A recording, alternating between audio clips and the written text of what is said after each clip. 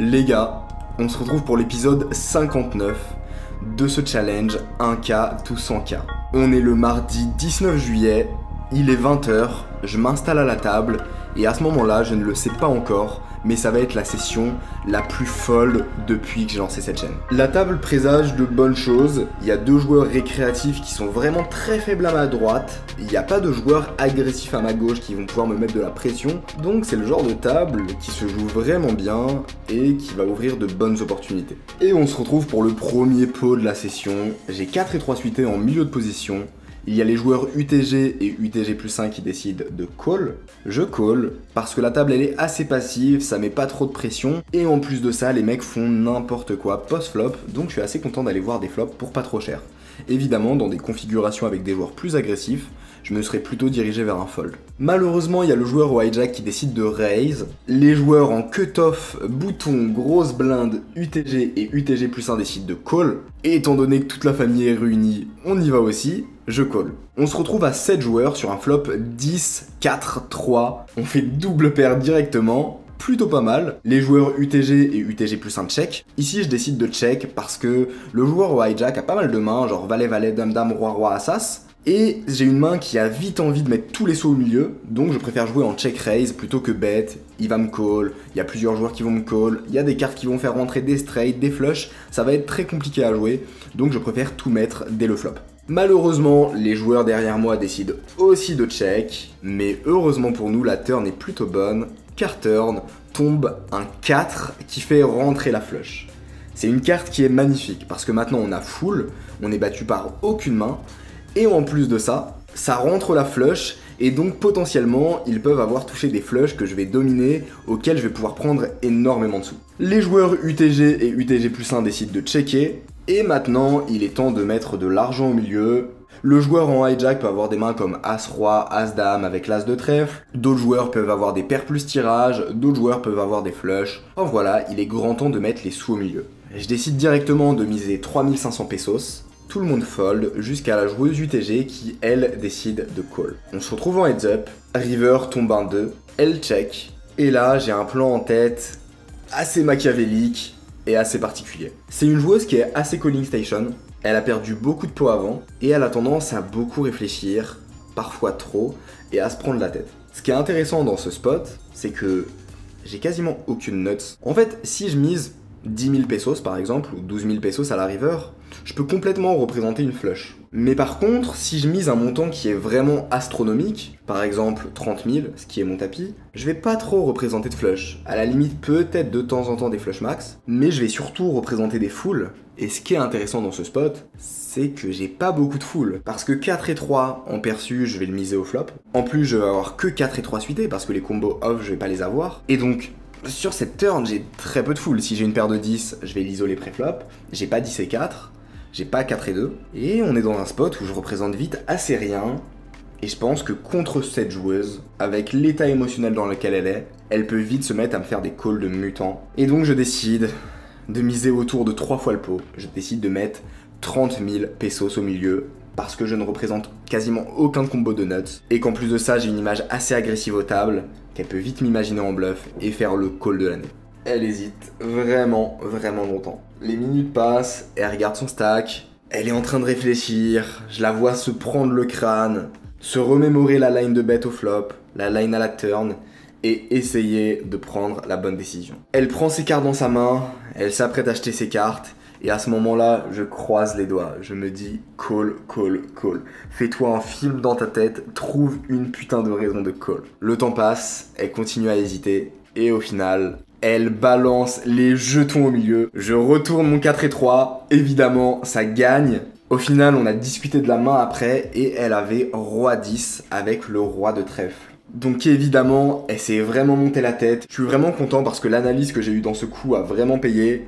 J'ai réussi à bien discerner ce qui allait la chauffer et ce qui allait lui faire n'importe quoi. Très content de ce spot et ça enchaîne assez bien parce que j'ai pas mal de mains fortes pré-flop.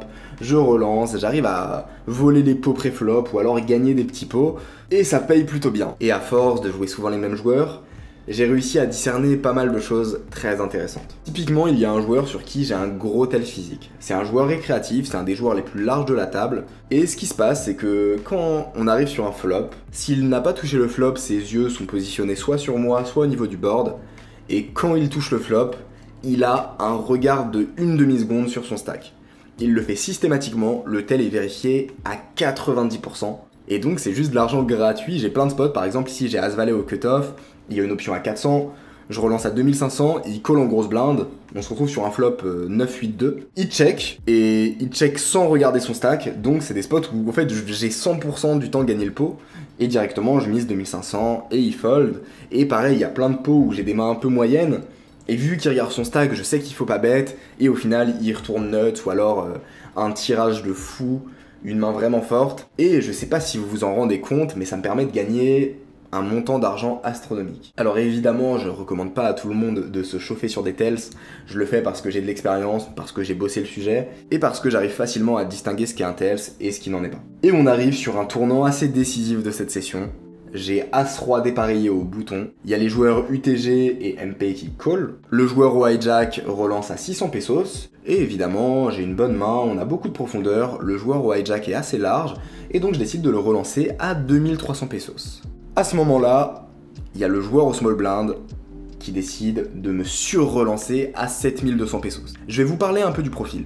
Il vient d'arriver à la table, c'est un joueur qui est un des gérants du casino, c'était un des meilleurs joueurs du Mexique, c'est un joueur qui est très compétent, mais j'ai l'impression qu'il a pas mal d'argent et du coup ça fait qu'il en fout vraiment partout. Du genre, je l'ai souvent vu me 3-bet avec des mains genre 5 et 3 dépareillées, bouton vs cutoff, enfin vraiment des mains improbables.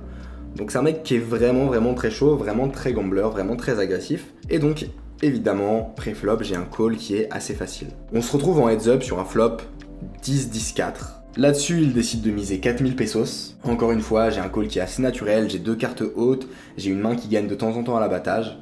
Je call, turn tombe un valet, il hésite un moment. On a à peu près 70 000, 80 000 de profondeur, donc s'il veut me défoncer et mettre des gros parpaings, il pourra. Est-ce que pour autant je vais fold? C'est vraiment pas sûr. Il check, je check. River tombe un 3 de trèfle, qui est plutôt une bonne carte. Une mauvaise carte, ça aurait été un 9, une main qui fait rentrer des mains comme Roi-Dame par exemple, ou alors des mains comme 9 et 8, qui peut complètement avoir dans sa range. Il hésite un long moment, et puis il finit par check, très soulagé d'entendre son check. Au final, je check, il me dit qu'il a King Eye, je lui dis que j'ai SI, et il jette ses cartes. C'est une erreur de ma part, quand il m'a dit qu'il avait King Eye, j'aurais dû attendre qu'il retourne pour voir sa main. Au final, il a fold, il m'a dit qu'il avait Roi-Dame, mais je sais pas s'il avait Roi-Dame suité ou dépareillé. Quoi qu'il en soit, on gagne un huge pot là-dessus, et évidemment pour ça, on est toujours très content. On enchaîne encore une fois avec un pot hyper intéressant. Je vous ai dit les gars, ce soir c'est la folie. C'est le genre de session qu'on attend longuement.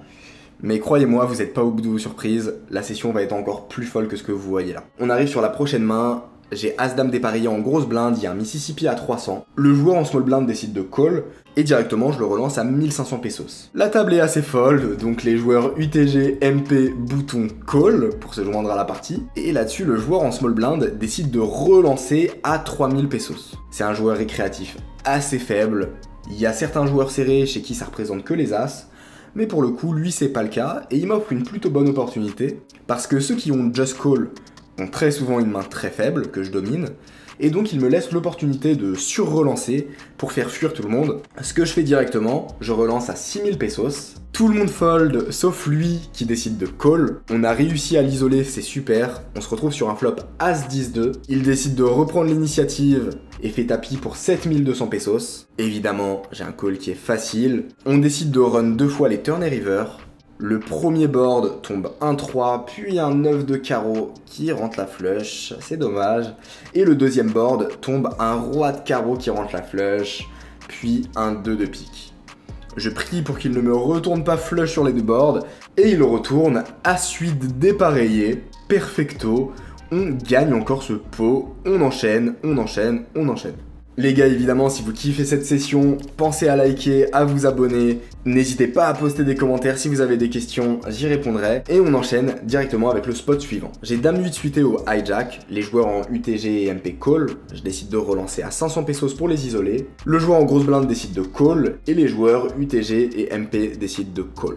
On se retrouve à 3 sur un flop Dame 6-4, et là-dessus le joueur en grosse blinde décide de reprendre l'initiative et de miser 500 pesos. Franchement, ça représente très peu de force, c'est souvent une petite paire assez faible ou un tirage, et donc je décide de ne pas relancer trop cher pour ne pas le faire fuir, je relance à 1300 pesos, il call assez rapidement, ce qui indique encore une fois plutôt bien un tirage ou une paire faible. Turn tombe un valet qui ne change absolument rien, là-dessus il décide de checker, et je décide de value encore une fois 1300 pesos pour value les tirages et les paires faibles. Il call assez rapidement, river tombe un 2, et là ce qui est intéressant c'est que j'ai pas trop d'informations sur ce joueur en termes de main à l'abattage, mais par contre, j'ai eu des tells physiques qui ont corrélé avec ses folds et ses raises. C'est un joueur qui est assez expressif, c'est un joueur débutant, très faible, mais du coup, ça fait qu'il est vraiment très expressif, très premier degré. Et quand il y a le 2 qui tombe, il fait un truc vraiment très chelou, c'est que son expression faciale change vraiment du tout au tout. Il y a un temps de pause dans sa tête, il regarde ses jetons, il va regarder son jeu, et puis il re-regarde ses jetons. Pour moi ça représente vraiment un gros intérêt, genre dans le sens où si le mec il a une main comme Dame 8, Dame 9, il peut regarder son stack, mais le fait de re-regarder ses cartes, d'avoir vraiment un switch sur le 2, je trouve que c'est vraiment...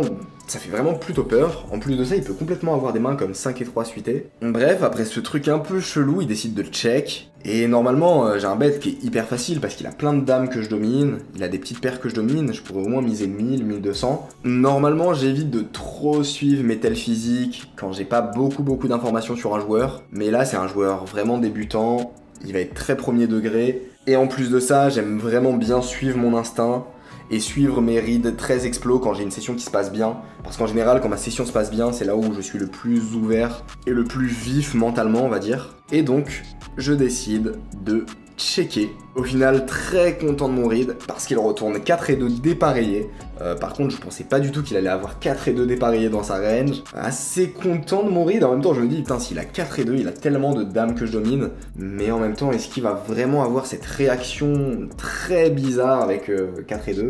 En plus aussi, quelque chose que j'ai pas dit, c'est qu'il a vraiment eu une accélération de pouls. Genre, il a pris des respirations qui étaient différentes. Et ça, c'est plutôt des réactions que des mecs peuvent avoir. Par exemple, si un mec il va avoir les as, les rois pré-flop, son pouls va s'accélérer parce que voilà, il a un peu d'excitation, il sait qu'il va jouer un gros pot. Et avec Dame 8 dans un petit pot, il y aurait pas vraiment de sens de s'exciter comme ça. Donc j'ai pas envie d'être résultat oriented parce que j'ai eu raison là-dessus, mais je pense quand même que mon read est assez bon. Écoutez, on prend le maximum quand on est en value, on perd le moins quand on est derrière, on a un run de fou, c'est vraiment une session parfaite. Et on enchaîne avec un pot qui va être le plus gros pot de la session, je crois. J'ai une paire de 2 en début de parole. Et je décide de call, la table est très calling station, j'ai pas d'intérêt à relancer, je vais souvent me faire call par plein de joueurs. J'ai juste envie d'aller voir un flop pas cher, et dans tous les cas les mecs ils vont s'empaler et tout mettre au milieu très facilement. Le joueur en milieu de position call, et le joueur au hijack décide de relancer à 500 pesos. Les joueurs en bouton et small blind décident de call, évidemment il me reste 400 à rajouter, je vais call, et le joueur en milieu de position décide aussi de call. Au final on se retrouve à 5 sur un flop, valet 9-2, on touche brelan directement. En plus de ça, ce qui est très intéressant, c'est que c'est un flop qui est valet 9-2 et pas valet 4-2. La grosse différence entre valet 9-2 et valet 4-2, en termes de confort pour moi, c'est que sur un flop valet 4-2, il y a beaucoup de 4-4 qui peuvent se cacher, mais sur un flop valet 9-2, si les mecs avaient valet 9-9, ils auraient montré énormément de force. À la limite, il n'y a que le joueur au hijack qui peut avoir valet 9-9 peut-être, mais les autres, ils auraient montré plus d'agressivité avec ce genre de main, et donc je suis très safe. C'est un board qui est assez dynamique, ils vont souvent miser d'eux-mêmes s'ils ont une main forte, et donc, évidemment, je vais check. Bon, évidemment, petit disclaimer, là on touche au brelan, mais je vous montre pas toutes les fois où je vais call et où je touche pas le flop, parce que souvent il se passe rien, je check, ça bête, et je fold instantanément. Mais voilà, juste pour vous dire que je fais pas brelan et nuts toutes les mains, parce que des fois je vois ça en commentaire. Évidemment, je vous montre les flops, où je touche des boards assez sympas, où j'ai des opportunités de bluff, où j'ai des opportunités de jouer des gros pots. Bon, je check pour les laisser bêtes. Ça mord directement parce que le joueur en milieu de position décide de miser 1300 pesos. Là-dessus, le joueur au hijack décide de faire tapis pour 10 300 pesos, ce qui représente pas énormément de force, enfin pas de valet 9-9. Avec une main aussi forte, le mec a pas envie de faire tapis, il a envie de relancer 4000, 5000. Ça représente plutôt un bon tirage, ou alors une main comme Dame-Dame, As-Valet, des mains relativement fragiles. Et en plus de ça, le joueur au bouton décide de call les 10 300 pesos. C'est à moi de parler, le joueur en milieu de position il a à peu près 10 000 devant lui, donc j'ai pas d'intérêt à slow play. Et le joueur au bouton qui a call les 10 300 pesos, il lui reste 13 200 pesos devant lui. Donc écoutez, il est commit, tout le monde est commit, on pousse tout au milieu, c'est parti. Le joueur en milieu de position fold et le joueur au bouton décide de call. On part à tapis à 3 joueurs, on décide de run le board 2 fois. Le premier board tombe un 4 de carreau et une dame de cœur, c'est magnifique, on est à peu près sûr de tenir ce board. Et le deuxième board tombe encore une dame, puis un as de trèfle qui fait rentrer les flushs, c'est un peu chiant. Je retourne mon brelan 2. Le joueur en milieu de position retourne dame 8 pour la flush touchée à la river sur le deuxième board et le bouton décide de jeter ses cartes. Au final, je gagne le side pot contre le bouton de 26 000 pesos et je partage l'autre pot avec l'autre joueur. Donc, on se met très bien là-dessus. Si vous voulez voir des notes floppées, on n'a pas fini. J'ai 10 et 8 suités au hijack. Il y a un joueur récréatif en début de parole qui décide de le call. Je le relance à 500 pesos. Et il y a le joueur au cutoff qui me relance à 1100 pesos. Tout le monde fold jusqu'à moi, c'est assez bizarre comme relance. Évidemment, je vais call, j'ai des très bonnes cotes, on a énormément de profondeur. Donc j'ai un call qui est assez facile. Je call et tombe un flop. 7, 6, 9. On fait quinte floppée. Il y a un tirage, évidemment je vais checker. Et là, il décide de miser 1600 pesos. J'ai une main qui a besoin de protection. Je sais pas trop à quoi ressemble sa range de min-raise comme ça pré-flop. Mais quoi qu'il en soit, j'ai énormément de value, il y a sûrement quelques overpairs, il y a des paires plus draw, il y a des tirages, et je décide directement de relancer à 6000 pesos, bien cher. Là-dessus, il décide de réfléchir un petit moment, puis call. Le pot est déjà assez gros, et turn, tombe le valet qui rentre la couleur. C'est horrible. Le gros problème, c'est qu'il a énormément de flush dans sa range, et que moi j'ai très peu de bluffs. Les bluffs que je vais avoir c'est des tirages couleurs, et du coup quand la couleur rentre, bah je représente que de la force. J'ai soit un brelan, soit une quinte, soit une couleur. Et encore une fois, c'est un joueur qui est un peu gambler, qui fait un peu n'importe quoi pré-flop, mais c'est un des meilleurs joueurs du Mexique, et il comprend très bien ma range, et il va pas faire l'erreur de call une main what the fuck, genre dame-dame, roi-roi, etc. Donc ici j'ai une stratégie que je trouve assez intéressante et assez excellente, pour ne pas me jeter des fleurs. Je décide de check. Ce qui est intéressant si je check, c'est que s'il mise un gros sizing, genre s'il mise 2 tiers, 3 quarts, pourrait instantanément fold, parce que lui-même n'a pas de bluff. Il a décidé de payer une relance énorme au flop, donc en fait, il n'a pas de mains qui n'ont pas touché ici. Il a soit une couleur, soit au moins une paire, et donc des mains avec lesquelles il va avoir un check qui va être assez intuitif. Moi je représente énormément de force en plus, donc il va pas trop s'amuser à faire des gros bluffs. Et du coup ce qui est bien c'est que quand je check, s'il mise cher, je peux fold. S'il mise petit, ça va souvent représenter un brelan, une main assez moyenne, et presque je pourrais le sur-relancer. Et s'il décide de check, je pourrais value river sans avoir peur de me retrouver contre une flush. Donc je check, il décide aussi de check, ce qui est plutôt bon signe.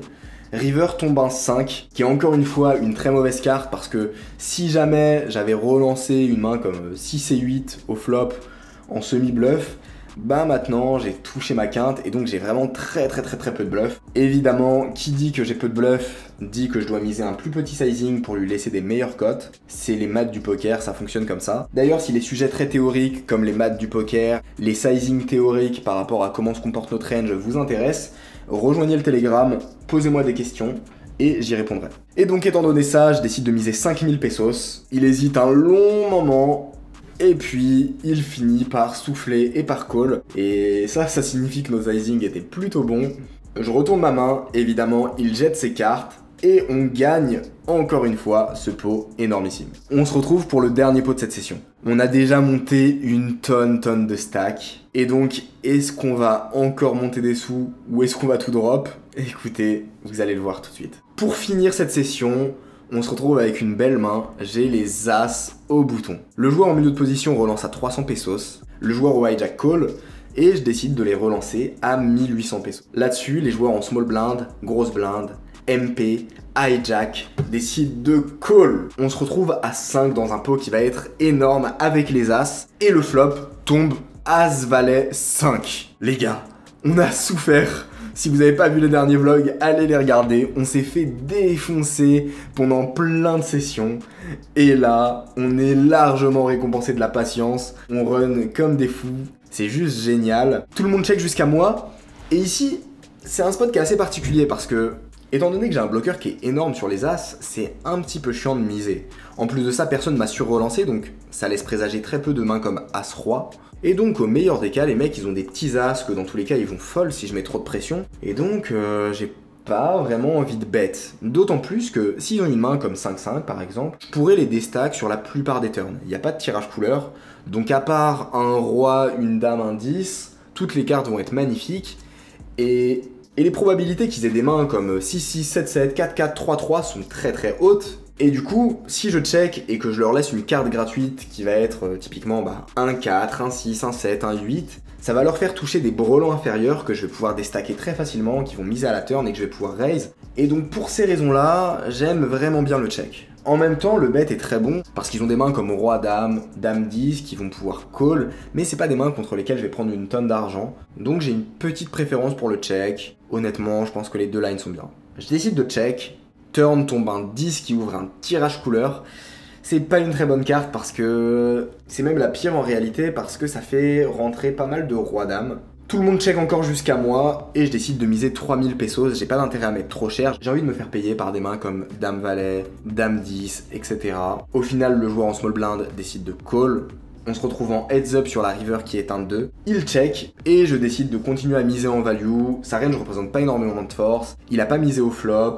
Il a pas misé à la turn, il a pas relancé contre ma mise, et donc je décide de miser 10 000 pesos en value, il décide de call, je retourne les As, et il décide de jeter ses cartes. Après le coup, il me dirait qu'il a un brelan de 5, mais je sais pas trop si je peux le croire, je trouve ça assez bizarre. En plus de ça, qu'il ait pas repris l'initiative au flop, parce que c'est un joueur qui a tendance à pas mal reprendre l'initiative. Je vous laisse me dire ce que vous en pensez en commentaire, est-ce que pour vous c'est un menteur ou est-ce qu'il dit la vérité? Et après ça, on joue quelques petits pots, puis on finit la session. Notre meilleure session depuis le début du challenge.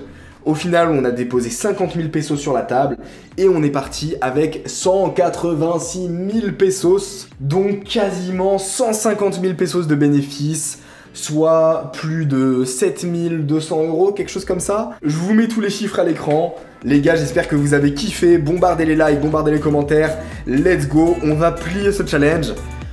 Je vous fais des bisous, prenez soin de vous et on se dit à très bientôt pour la suite. Ciao.